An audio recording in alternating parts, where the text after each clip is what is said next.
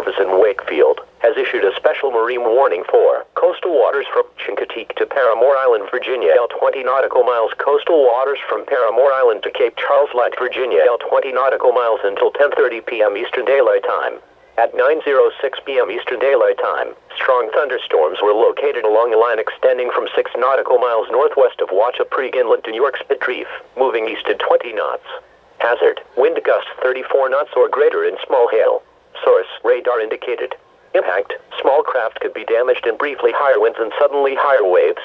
Strong thunderstorms will be near Paramore Island around 9:20 p.m. Wachapreague Inlet around 9:25 p.m. Wachapreague Reef around 9:35 p.m. Ship Shoal Inlet around 10:05 p.m. Sand Shoal Inlet around 10:10 p.m. Great Machipongo Inlet around 10:20 p.m. Bone Wreck around 10:25 p.m. Quintby Inlet around 10:30 p.m. Move to safe harbor until hazardous weather passes. Thunderstorms can produce sudden waterspouts. Waterspouts can easily overturn boats and create locally hazardous seas. Seek safe harbor immediately.